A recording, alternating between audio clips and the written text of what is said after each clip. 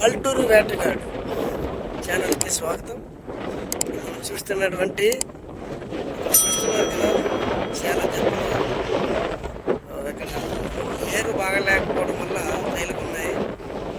అలాగే చాలామంది నీరు ఉండేటప్పుడు చేపలు ఎక్కడికైతే అమ్ముతారో అక్కడికి తీసుకెళ్ళడం జరిగింది.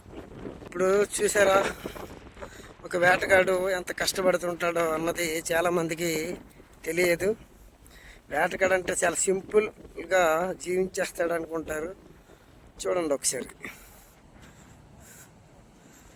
ఎలా కష్టపడి దీన్ని దులుపుతుంటారు చేపలని. అసలు ఇలాగ చేయాలంటే చెయ్యిలు కూడా చాలా రప్పన్ టప్గా అయిపోతాయి, చెయ్యిలు అనేవి అరిగిపోతుంటాయి. కానీ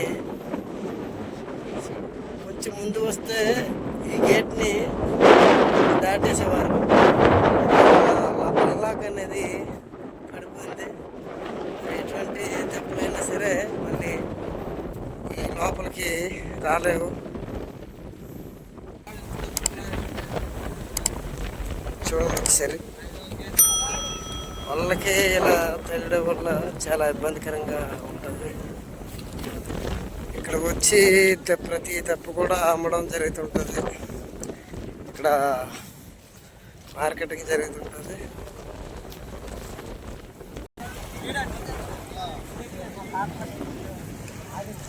మార్కెటింగ్ జరుగుతుంది.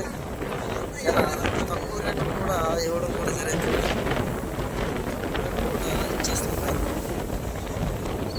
ఎందుకంటే ఇక్కడ మార్కెటింగ్ చేపలు చేయడం అనేది జరుగుతుంది. చాలామంది ఆలోచించరు, అందుకే టైం అయిపోతుందని కూడా తక్కువ రేట్లు వచ్చేయడం కూడా జరుగుతుంది. ఇది మత్స్యకారుడు ఎక్కడికి వచ్చి ఇదే పని చేయాల్సిందని ఎంతో కష్టపడి చేపల్ని అమ్ముతూ ధరకు కూడా మనకి చేస్తుంటారు. ఒకసారి బళ్ళు కూడా వస్తాయి అక్కడికి, కానీ తక్కువ రేటుకి తీస్తుంటారు. చాలా ఇబ్బంది చేస్తుంటారు షాపర్లు కూడా.